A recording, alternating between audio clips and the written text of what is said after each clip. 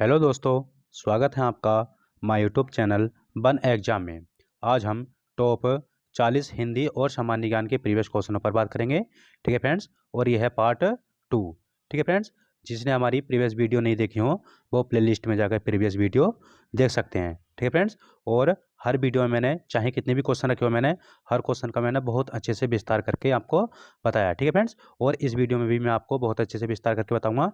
करीब मान के चलना, जो मैंने 40 क्वेश्चन रखे हैं, 40 क्वेश्चन से करीब 100 प्लस में ही क्वेश्चन बन जाएंगे आपके। ठीक है, कॉपी पेन लेकर बैठे और हाथों हाथ नोट करते हुए चलें। ठीक है फ्रेंड्स, ये जितने भी क्वेश्चन हैं आगामी एग्जाम के लिए काफ़ी इंपॉर्टेंट है। ठीक है फ्रेंड्स, चलो फिर शुरू करते हैं। पहला क्वेश्चन है, राज्य लोक सेवा आयोग अपने कार्यों की वार्षिक रिपोर्ट देता है। ठीक है, यहाँ पर बात चली किसकी? राज्य की। ठीक है, राज्य लोक सेवा आयोग अपने कार्यों की वार्षिक रिपोर्ट किसे सौंपता है? इसका सही आंसर आ जाएगा ऑप्शन नंबर ए। ठीक है, राज्यपाल को। ठीक है, राज्यपाल आया। अगर पूछा जाए यानी कि राज्य के लिए एक राज्यपाल होगा, किस अनुच्छेद के अंतर्गत? तो आएगा आपका अनुच्छेद 153 के अंतर्गत। पूछा जाए कि राज्यपाल की नियुक्ति राष्ट्रपति किस अनुच्छेद के अंतर्गत करते हैं? तो वो नियुक्ति करते हैं इनकी 155 के अंतर्गत है। ठीक है, पूछा जाए यानी कि राज्यपाल को यानी कि क्षमादान की शक्ति किस अनुच्छेद के तहत प्राप्त है? ठीक है, इसका आ जाएगा क्षमादान की शक्ति किस अनुच्छेद के है? तो 161 है। ठीक है, यहाँ पर है राष्ट्रपति। ठीक है, भारत का एक राष्ट्रपति होगा तो अनुच्छेद 52। ठीक है, राष्ट्रपति में यानी कि संघ की शक्ति यानी कि संघिक कार्यपालिका शक्ति राष्ट्रपति में निहित होगी तो अनुच्छेद 53 में। ठीक है, राष्ट्रपति पर महाभियोग लगा जाता है अनुच्छेद 61 के तहत। ठीक है, राष्ट्रपति द्वारा क्षमादान की शक्ति तो अनुच्छेद 72 के तहत। ठीक है फ्रेंड्स, यानी कि इसका सही आंसर क्या आ जाएगा? यानी कि राज्य लोक सेवा आयोग अपने कार्यों की वार्षिक रिपोर्ट किसे देता है? तो राज्यपाल को। अगला क्वेश्चन है, रिजु का विलोम शब्द है, यानी कि रिजु का विलोम बताना आपको। ठीक है, रिजु का सही आ जाएगा आपका ऑप्शन नंबर सी। ठीक है, वक्र। ठीक है, रिजु मतलब होता है सरल और वक्र मतलब होता है टेढ़ा। ठीक है, पूछ जाए यानी कि यहाँ पर आया सरल। ठीक है, सरल का विलोम क्या होगा? सरल के विलोम होते हैं आपको एक तो कठिन, कुटिल और जटिल। ठीक है, तीनों ही किसके होते हैं? सरल के। ठीक है, कठिन, कुटिल और जटिल। हो जाए कि त्रिकोण, यहाँ पर आया त्रिकोण। त्रिकोण का विलोम क्या होगा? त्रिकोण का होगा आपका षटकोण। ठीक है, त्रिकोण का विलोम क्या होगा? षटकोण। सीधा का विलोम क्या होगा बताओ? सीधा का विलोम आपका होगा उल्टा। ठीक है, सीधा का विलोम क्या होगा? उल्टा। इसका आंसर क्या आ जाएगा आपका? यानी कि रिजु का विलोम क्या आ जाएगा?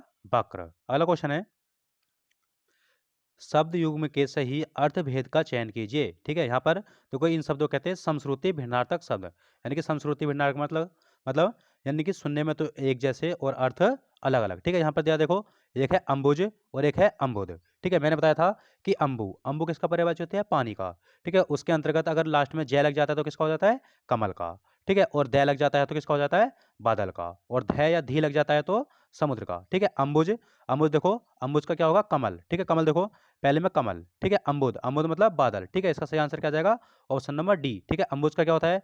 कमल होता है और अम्बुद का क्या होता है? बादल होता है। ठीक है फ्रेंड्स, अगला क्वेश्चन है क्वेश्चन नंबर 4। जिस स्त्री के पुत्र और पति न हो, इस वाक्य के लिए एक शब्द होगा। ठीक है, यानी कि जिस स्त्री के पुत्र और पति न हो, ठीक है, इस वाक्य के लिए एक शब्द क्या होगा? इसका सही आंसर आ जाएगा ऑप्शन नंबर बी। ठीक है, क्या आएगा? अवीरा। और पूछा जाए आपसे, यानी कि वह स्त्री जिसका पति परदेश से आने वाला हो, ठीक है, उसका होगा आगमिष्यत पति का। ठीक है, क्या होगा? आगमिष्यत पति का। आगमिष्यत पति का। ठीक है फ्रेंड्स, इसका आंसर क्या आ जाएगा? यानी कि जिस स्त्री के पुत्र और पति न हो तो अबीरा। अगला क्वेश्चन है, ठीक है, यहाँ पर देखा कनक कनक। ठीक है, एक कनक अर्थ क्या हो गया? धतूरा हो गया। तो एक कनक का दूसरा अर्थ चुनिए। ठीक है, एक कनक होता है धतूरा और एक कनक किसका होता है? सोने का। ठीक है फ्रेंड्स, सही क्या आ जाएगा इसका? सोना। अगला क्वेश्चन है, निम्न में से अभिकारी शब्द को चुनिए। ठीक है, अभिकारी शब्द। ठीक है, यानी कि अभिकारी शब्द कैसे होते हैं आपको पता होना चाहिए। ठीक है, दो प्रकार के शब्द होते हैं तुम्हारे, एक तो विकारी शब्द होते हैं, विकारी और अविकारी। ठीक है, हो जाए कि यानी कि जो जिसमें विकार हो जाए, यानी कि लिंग, वचन और कारक के अनुसार। ठीक है, जिसमें विकार हो जाता है तो उन्हें क्या कहते हैं? ठीक है, अविकारी यानी कि विकारी शब्द कहते हैं। और अविकारी किसे कहते हैं? यानी कि जिन शब्दों का रूप लिंग, वचन और कारक के अनुसार नहीं बदले, ठीक है, उसे कहेंगे अविकारी। ठीक है, हो जाए यानी कि विकारी शब्द के अंतर्गत कौन कौन से आएंगे बताइए। ठीक है, विकारी शब्द के अंतर्गत आएंगे तुम्हारे संज्ञा। ठीक है, विकारी के संज्ञा, सर्वनाम, क्रिया और विशेषण। ठीक है, संज्ञा, सर्वनाम, क्रिया, विशेषण कौन से शब्द होते हैं तुम्हारे से? ये सभी ये होते हैं तुम्हारे विकारी शब्द। पूछ जाए कि अभिकारी के अंतर्गत कौन से आएंगे।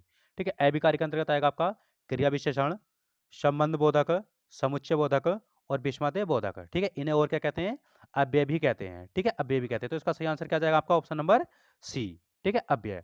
ठीक है, यानी कि संज्ञा, सर्वनाम और विशेषण, ठीक है, और क्रिया, यानी वो किसके अंतर्गत आ जाएंगे तुम्हारे, या जाएंगे विकारी शब्द के अंतर्गत। ठीक है, अव्यय, अव्यय किसके अंतर्गत आएंगे तुम्हारे, अविकारी शब्द।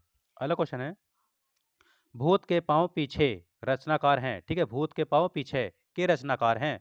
इसका सही आंसर ऑप्शन नंबर डी। ठीक है, हरिशंकर परसाई, हरिशंकर परसाई। ठीक है फ्रेंड्स, अगला क्वेश्चन है, निम्न में से स्त्रीलिंग शब्द है। ठीक है, निम्न शब्दों में से बताना है कि स्त्रीलिंग शब्द कौन सा है। ठीक है, मैंने आपको बताया था फ्रेंड्स कि यानी किसी भी शब्द के आगे यानी कि विशेष शब्द लगा के देख लेना, अच्छा और अच्छी। ठीक है, अच्छा और अच्छी विशेष शब्द देखो लगाओ, अच्छा अहिंसा या फिर अच्छी अहिंसा।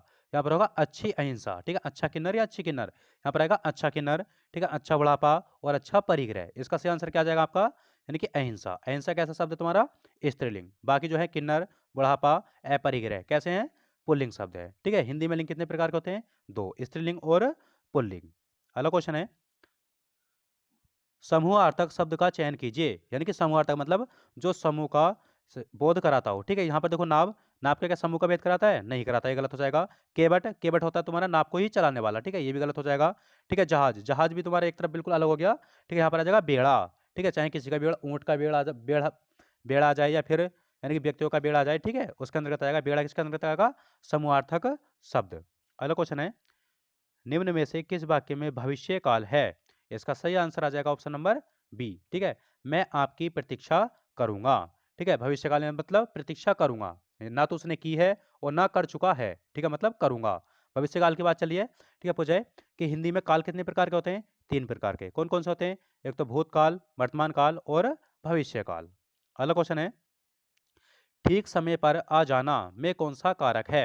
इसका सही आंसर आ जाएगा, यानी कि ठीक समय पर आ जाना, तो इसका सही आ जाएगा अधिकरण कारक। ठीक है, अधिकरण कारक के अंतर्गत परसर्ग या विभक्ति आती है तुम्हारी में, पर और ऊपर। ठीक है, में, पर, ऊपर विभक्ति किस कारक के अंतर्गत आती है, अधिकरण कारक। पूछा कि कारक कितने प्रकार के होते हैं, कारक होते हैं आपके 8 प्रकार के। ठीक है, कर्ता कारक, कर्म कारक, करण कारक, संप्रदान कारक, अधिकरण, फिर आगे आपका संबोधन। ठीक है, संबंध कारक और संबोधन कारक। ठीक है फ्रेंड्स, ये तुम्हारे यानी कारक 8 प्रकार के होते हैं। और इसका सही आंसर क्या आ जाएगा, यानी कि ठीक समय पर आ जाना, या फिर यानी कि कमरे में छात्र बैठे हैं या फिर मेज पर किताब रखी है। ठीक है, वो सभी किसके अंतर्गत आते हैं, तुम्हारे अधिकरण कारक के अंतर्गत। अगला क्वेश्चन है, यद्यपि मोहन धनी है तथापि बहुत दुखी है। ठीक है, यद्यपि मोहन धनी है तथापि बहुत दुखी है। ठीक है, यानी कि वाक्य बताना हमें किसके अंतर्गत आएगा, इसका सही आंसर आ जाएगा ऑप्शन नंबर बी। ठीक है, मिश्र वाक्य मैंने बताया था आपको, यानी कि जैसा वैसा। ठीक है, जैसा वैसा। ठीक है, जब तब, यद्यपि तथापि, यदि तो।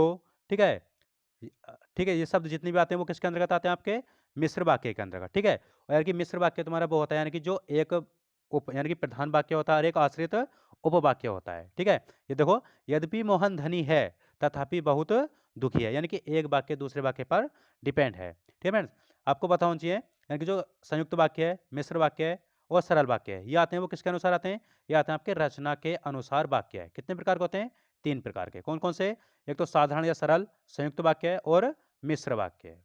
अगला क्वेश्चन है, शुद्ध वाक्य बताइए। इसका सही आंसर है ऑप्शन नंबर ए। ठीक है, युद्ध हो रहा है। ठीक है, बाकी देखो, युद्ध लड़ा जा रहा है। ठीक है, ये बिल्कुल शुद्ध नहीं बैठ रहा। ठीक है, युद्ध किया जा रहा है, ये भी गलत है। ठीक है, युद्ध मनाया जा रहा है। ठीक है, ये भी गलत है। इसका सही आंसर क्या आ जाएगा, युद्ध हो रहा है। अगला क्वेश्चन है, निहार, रश्मि, नीरजा काव्य संग्रह के लेखक हैं। इसका सही आंसर है ऑप्शन नंबर डी। ठीक है, महादेवी वर्मा। महादेवी वर्मा का जन्म कब हुआ था, इनका जन्म हुआ था 1907 में। ठीक है, पूछ जाए यानी कि जो आधुनिक युग की मीरा किसे कहते हैं, महादेवी वर्मा को। ठीक है, आता आपका है कि छायावाद के 4 स्तंभ कौन कौन से आते हैं, उसके अंदर आता है जयशंकर प्रसाद। ठीक है, सूर्यकांत त्रिपाठी निराला, सुमित्रा नंदन पंत और महादेवी वर्मा, यही चारों तुम्हारे छायावाद के 4 स्तंभ माने जाते हैं। ठीक है, और आधुनिक युग की मीरा किसे कहते हैं, महादेवी वर्मा को। ठीक है, निहार, रश्मि, नीरजा किसका है, यानी कि महादेवी वर्मा की। ठीक है, पूछ जाए कि महादेवी वर्मा को ज्ञानपीठ पुरस्कार कब मिला था, इन्हें मिला था 1982 में। किस रचना के लिए? यामा, ठीक है, यामा के लिए मिला था। और यामा का जो संकलन था वो किसका था? निहार, रश्मि, नीरजा और एक और आती है इसके साथ, सांध्य गीत, ठीक है, सांध्य गीत। ये चारों का संकलन क्या कहलाता था? यामा। और यामा पर ज्ञानपीठ पुरस्कार कब मिला था इन्हें? इन्हें मिला था 1982 में, ठीक है। पूछा जाए कि सुमित्रा नंदन पंत को साहित्य में जो यानी कि ज्ञानपीठ पुरस्कार मिला था, कब मिला था?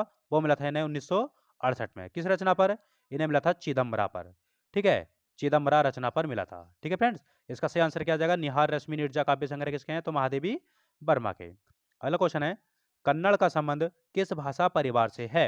इसका सही आंसर है ऑप्शन नंबर ए, ठीक है, यानी कि द्रविड़ भाषा परिवार से।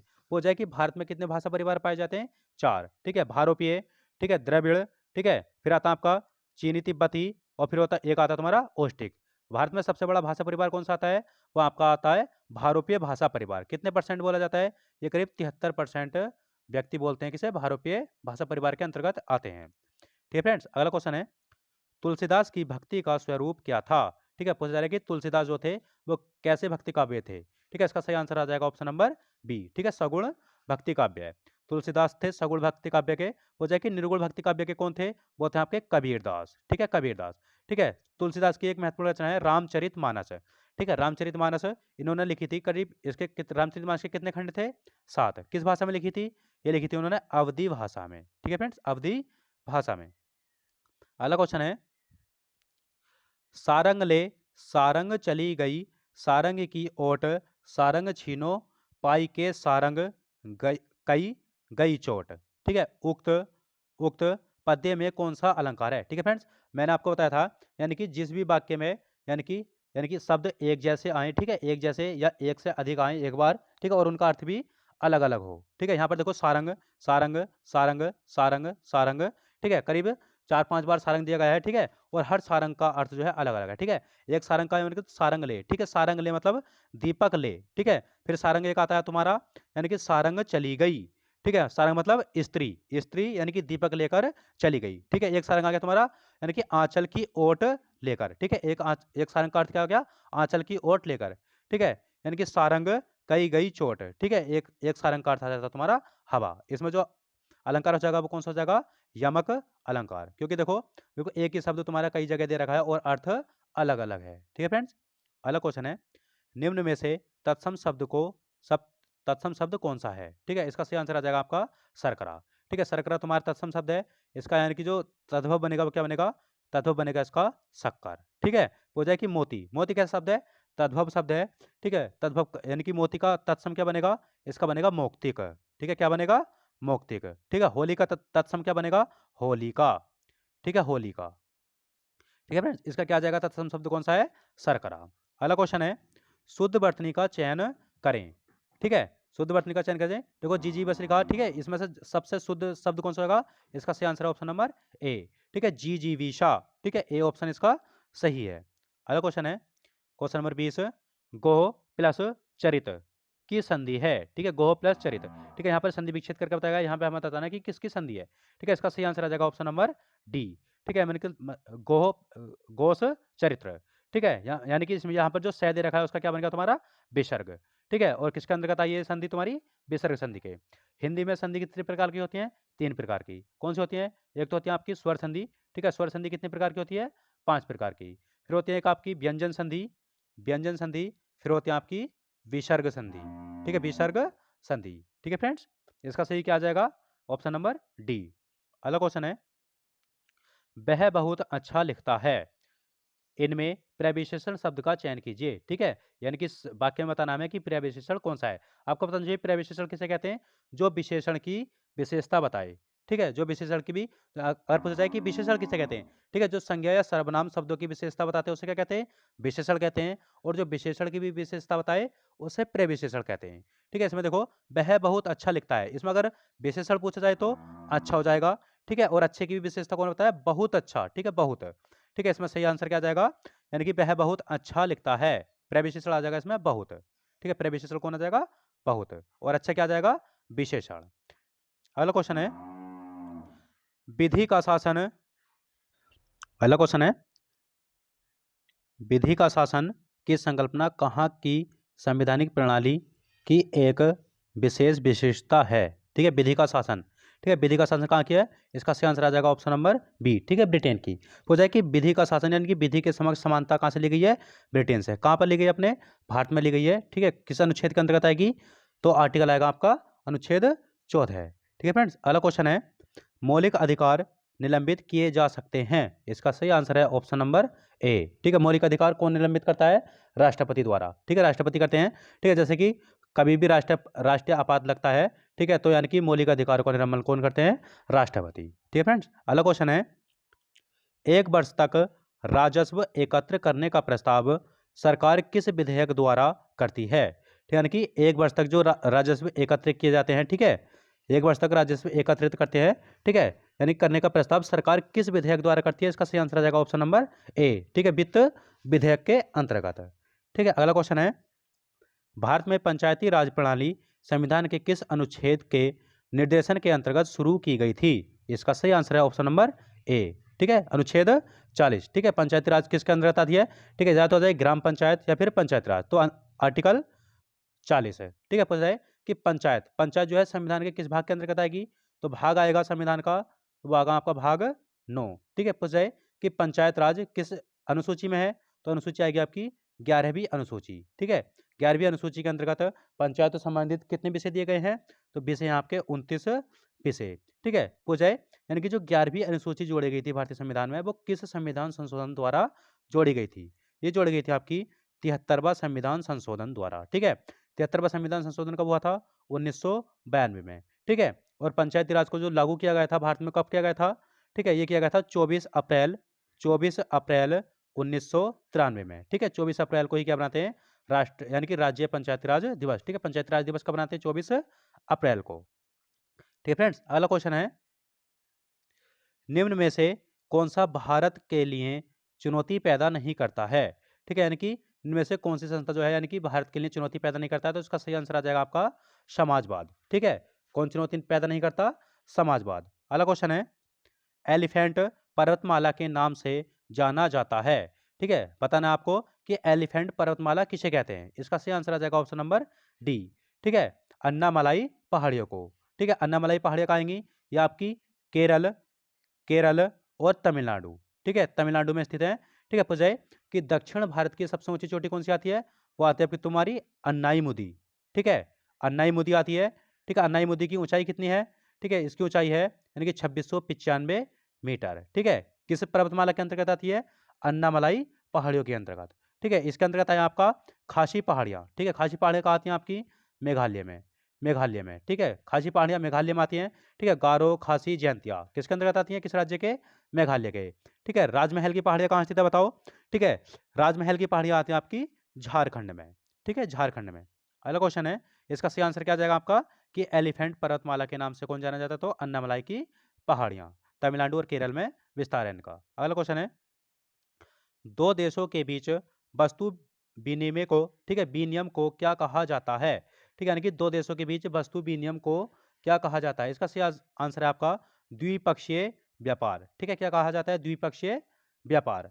ठीक है, बहुपक्षीय मतलब ये होगा यानी कि जिसमें यानी कि बहुत से देश शामिल हो। अगला क्वेश्चन है, एसबीआई पहले किस नाम से जाना जाता था? ठीक है, आपको पता होना चाहिए कि एसबीआई यानी कि राष्ट्रीयकरण करके यानी कि कौन सी बैंक थी?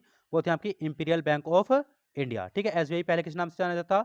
Imperial bank of India. ठीक है, इंपीरियल बैंक ऑफ इंडिया की स्थापना हुई थी 3 बैंकों के विलय से। ठीक है, वो 3 बैंक कौन सी थी? एक थी आपकी बैंक ऑफ बंगाल। ठीक है, बैंक ऑफ बंगाल की स्थापना हुई थी 1806 में। ठीक है, फिर एक आई थी आपकी बैंक ऑफ मुंबई। ठीक है, बैंक ऑफ मुंबई की स्थापना कब हुई थी? उसकी स्थापना हुई थी बैंक ऑफ मुंबई की 1840 में। ठीक है, एक बैंक और थी बैंक ऑफ मद्रास। ठीक है, बैंक ऑफ मद्रास की स्थापना कब हुई थी? 1843 में। ठीक है, इन्हीं तीनों बैंकों का विलय करके कौन सी बैंक बनाई गई थी? Imperial bank of India. ठीक है, इंपीरियल बैंक ऑफ इंडिया की स्थापना पूछा जाए तो कब हुई थी? इसकी स्थापना हुई थी आपकी 27 जनवरी 1921 में। ठीक है, और इंपीरियल बैंक ऑफ इंडिया का ही तुम्हारा राष्ट्रीयकरण किया गया था। कब किया गया था बताओ? 1 जुलाई। ठीक है, 1 जुलाई 1955 में। ठीक है, 1 जुलाई 1955 में इसका राष्ट्रीयकरण किया गया। किसका?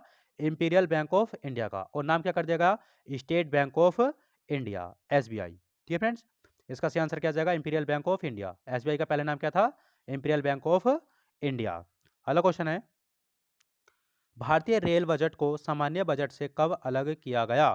ठीक है, इसका सही आंसर आ जाएगा ऑप्शन नंबर बी। ठीक है, यानी कि भारतीय रेल बजट, ठीक है, भारतीय रेल बजट और आम बजट पहले जो थे वो एक साथ पेश किए जाते थे।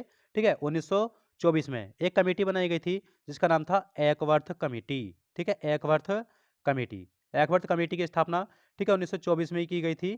ठीक है, 1924 में, और इसी की कमेटी की सिफारिश पर यानी कि रेलवे बजट को आम बजट से अलग पेश किया गया था। ठीक है, एक बार फिर यानी कि रेल बजट और आम बजट एक साथ फिर प्रस्तुत किए गए थे। कब किए गए थे? 2017 में। ठीक है फ्रेंड्स, अगला क्वेश्चन है, दक्षिण अफ्रीका के शीतोष्ण यानी कि घास स्थल को क्या कहते हैं?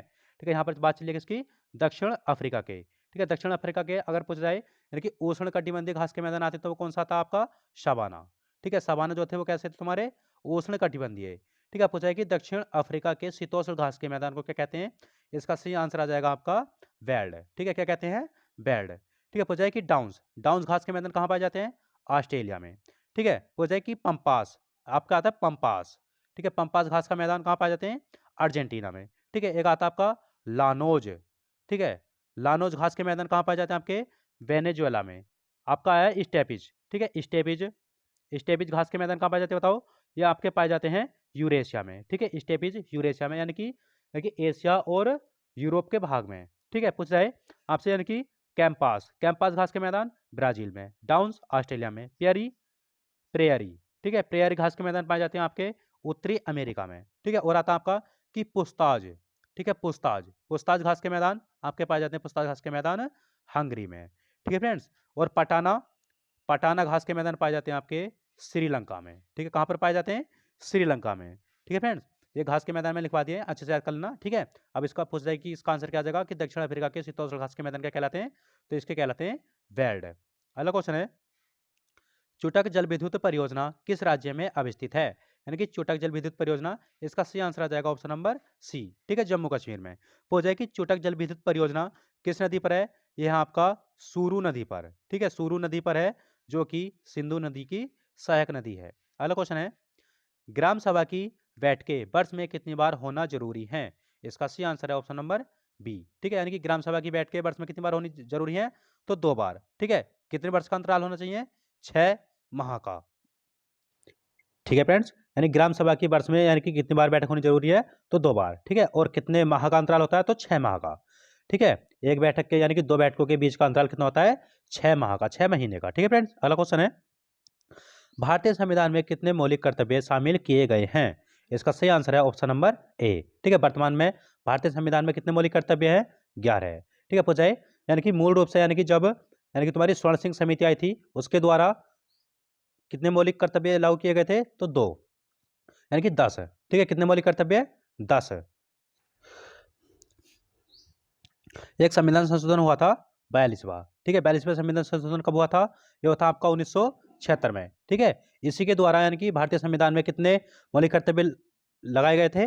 तो 10 है। ठीक है, पूछा है लेकिन जो 11वां मौलिक कर्तव्य था वो कब जोड़ा गया था? ठीक है, जोड़ा गया था आपका 86वां संविधान संशोधन 2002 द्वारा। और यानी कि 11वें मौलिक कर्तव्य में क्या है? यानी कि 6 से 14 वर्ष के बच्चों को निःशुल्क शिक्षा का उपचार। ठीक है फ्रेंड्स, अगला क्वेश्चन है, भारतीय संघ के राष्ट्रपति के पास वही संवैधानिक अधिकार है जो, ठीक है, यानी कि भारतीय संघ के राष्ट्रपति के पास वही संवैधानिक अधिकार है जो किस देश के पास है? तो आपका इसका आंसर आ जाएगा यानी कि ब्रिटिश राजा या फिर रानी के पास है। अगला क्वेश्चन है, मंत्रिपरिषद में शामिल नहीं है। इसका सही आंसर आ जाएगा ऑप्शन नंबर बी। ठीक है, कैबिनेट सचिव। ठीक है, मंत्रिपरिषद में कौन कौन शामिल होते हैं बताओ? एक आते हैं आपके कैबिनेट मंत्री। ठीक है, कैबिनेट मंत्री, राज्य मंत्री, और आते हैं आपके उप मंत्री। ठीक है, उप मंत्री किसमें होते हैं? ये मंत्रिपरिषद में। पूछ जाए यानी कि मंत्रिपरिषद में जो सीट्स पर होता है या इसका प्रधान होता है वो कौन होते हैं? प्रधानमंत्री। ठीक है, पूछा जाए कि मंत्रिपरिषद का उल्लेख किस अनुच्छेद में है? तो अनुच्छेद आएगा आपका 74। ठीक है, मंत्रिपरिषद किस आर्टिकल में है? अनुच्छेद यानी कि अनुच्छेद 74 में। ठीक है, पूछ जाए यानी कि मंत्रिपरिषद में कौन कौन शामिल होते हैं? एक तो कैबिनेट मंत्री होते हैं। ठीक है, फिर आपके राज्य मंत्री होते हैं और उप मंत्री होते हैं। ठीक है, कैबिनेट सचिव नहीं होते हैं। इसका सही आंसर क्या जाएगा? ये कौन शामिल नहीं होता? कैबिनेट सचिव। अगला क्वेश्चन है, भारतीय संविधान के किस संशोधन ने नगरीय स्थानीय सरकारों को संवैधानिक दर्जा दिया था? ठीक है, यानी कि नगर निकाय या फिर नगर पालिका से संबंधित है, ठीक है। भारतीय संविधान को, ठीक है, ये तुम्हारा संविधान संशोधन हुआ था आपका 74वां, ठीक है। 74वां संविधान संशोधन कब हुआ था? 1992 में, ठीक है। नगर निकाय या फिर नगर पालिका से संबंधित है, ठीक है। इनके अंतर्गत कितने विषय लागू किए गए थे? 18 विषय, ठीक है। कितने विषय? 18 विषय। और पंचायत राज में थे आपके 29 विषय। पंचायती राज आता तो 11वीं अनुसूची के अंतर्गत, ठीक है। और नगर निकाय या फिर नगर पालिका आएगा तो आपका आएगा यानी कि 12वीं अनुसूची के अंतर्गत, ठीक है फ्रेंड्स। अगला क्वेश्चन है, निम्न में से किस नदी को उत्तर भारत की अर्थव्यवस्था का मेरुदंड कहा जाता है? इसका सही आंसर आ जाएगा ऑप्शन नंबर बी, ठीक है, गंगा नदी को, ठीक है। उत्तर भारत की अर्थव्यवस्था का मेरुदंड किसे कहते हैं? गंगा नदी को, ठीक है। गंगा नदी की कुल लंबाई कितनी है? 2525 किलोमीटर। भारत की सबसे लंबी नदी गंगा नदी, ठीक है। वो जयन की जो गंगा नदी नदी बनती है वो किसके साथ से मिलती, किन नदियों के संगम से मिलती है? ठीक है, गंगा नदी भागीरथी, ठीक है, भागीरथी और अलकनंदा, ठीक है, अलकनंदा, इन दोनों के संगम से बनती है, ठीक है। कहाँ पर होता है इन दोनों का संगम? इनका संगम होता है देवप्रयाग में, ठीक है। देवप्रयाग कहाँ पड़ता है आपका? उत्तराखंड में पड़ता है, टिहरी गढ़वाल में, ठीक है फ्रेंड्स। हो जाए कि गंगा नदी को राष्ट्रीय नदी कब घोषित किया गया था? ये किया गया था आपका 4 नवंबर 2008 को, ठीक है। राष्ट्रीय नदी कब घोषित किया गया था? 4 नवंबर 2008 को। अगला क्वेश्चन है, महावीर कौन से तीर्थकर थे? ठीक है, महावीर कौन थे? ठीक है, इसका सही आंसर आ जाएगा ऑप्शन नंबर ए, ठीक है, 24वें तीर्थकर। पूछा है कि जैन धर्म के संस्थापक कौन थे? जैन धर्म के संस्थापक थे आपके ऋषभदेव, ठीक है। कौन थे? ऋषभदेव, ठीक है, ऋषभदेव थे, ठीक है। हो जाए यानी कि जैन धर्म के वास्तविक संस्थापक कौन थे? वो थे आपके महावीर स्वामी। हो जाए कि महावीर स्वामी का जन्म कब हुआ था? महावीर स्वामी का जन्म हुआ था 540 ईस्वी पूर्व, ठीक है, 540 ईस्वी पूर्व में हुआ था। कहाँ पर हुआ था? कुंडग्राम में, ठीक है, कुंडग्राम में। कहाँ पर होता? कुंडग्राम, वैशाली में। हो जाए यानी कि महावीर स्वामी की जो मृत्यु हुई थी वो कब हुई थी? ठीक है, इनकी मृत्यु हुई थी 468 ईसा पूर्व में, ठीक है। कहाँ पर हुई थी बताओ? पावापुरी, ठीक है, पावापुरी बिहार में। पूछा जाए यानी कि जैन धर्म में 2 संगतियाँ हुई थी, कब कब हुई थी? ठीक है, पहली संगति हुई थी आपकी 300 ईसा पूर्व में, ठीक है, 300 ईसा पूर्व में हुई थी, ठीक है। किसके समय हुई थी? चंद्रगुप्त मौर्य के समय। ठीक है, पूछा जाए यानी कि प्रथम जैन संगति की अध्यक्षता किसने की थी? ये की थी आपकी स्थूलभद्र ने, ठीक है, किसने की थी? स्थूलभद्र ने। हो जाए कि द्वितीय जैन संगति कब हुई थी? ठीक है, द्वितीय जैन संगति हुई थी आपकी 512 ईस्वी में, ठीक है, 512 ईस्वी में हुई थी, ठीक है। कहाँ पर हुई थी? ये हुई थी आपकी बल्लभी गुजरात में, ठीक है। कहाँ पर हुई थी? बल्लभी गुजरात में। इस संगति के अध्यक्ष कौन थे? ये थे क्षमा श्रवण, ठीक है, क्षमा श्रवण। पूजा था, इनका चिन्ह था सिंह, सिंह मतलब शेर, ठीक है फ्रेंड्स। इसका सही आंसर क्या जाएगा कि महावीर स्वामी कौन थे? तो 24वें तीर्थकर थे। किस धर्म के? जैन धर्म के, ठीक है। अगला क्वेश्चन है आज का लास्ट क्वेश्चन, नीली और श्वेत क्रांति किससे संबंधित है? ठीक है, आपको पता होना चाहिए कि नीली क्रांति किससे संबंधित है? मत्स्य पालन से, ठीक है। और श्वेत क्रांति किससे संबंधित है बताओ? श्वेत क्रांति आ जाएगी आपकी यानी कि दुग्ध उत्पादन से, ठीक है। किससे आ जाएगी? दुग्ध उत्पादन से, ठीक है फ्रेंड्स। इसका सही आंसर क्या आ जाएगा आपका? ऑप्शन नंबर ए, ठीक है, मत्स्य पालन और डेयरी उद्योग से, ठीक है। श्वेत क्रांति के जनक कौन माने जाते हैं? इसके माने जाते हैं वर्गीज कुरियन, ठीक है, वर्गीज कुरियन, ठीक है। मत्स्य नीति से संबंधित नीली क्रांति, ठीक है, या फिर दूध के उत्पादन से या फिर डेयरी उत्पादन से आ जाएगा तो श्वेत क्रांति, ठीक है फ्रेंड। आज के लिए बहुत है। आज मैंने आपको 40 इंपोर्टेंट क्वेश्चन कराए हैं, ठीक है फ्रेंड्स। और करीब मान के चलना कि 40 के साथ मैंने करीब 100 प्लस में ही क्वेश्चन बता दिए हैं, ठीक है फ्रेंड्स। जिसने हमारी प्रीवियस वीडियो नहीं देखी हो वो प्ले लिस्ट में जाके प्रीवियस वीडियो जरूर देख लेना। हर वीडियो का मैंने बहुत अच्छे से विस्तार करके बताया है, ठीक है फ्रेंड्स। आपको बहुत अच्छा डाटा मिलता रहेगा और आपको करंट अफेयर, ठीक है, उत्तराखंड करंट अफेयर और जीएस, ठीक है, भारत से संबंधित या फिर अंतर्राष्ट्रीय करंट अफेयर की वीडियो भी जल्द आने वाली है, ठीक है फ्रेंड्स। आज के लिए बहुत है, धन्यवाद। जय भारत, जय उत्तराखंड।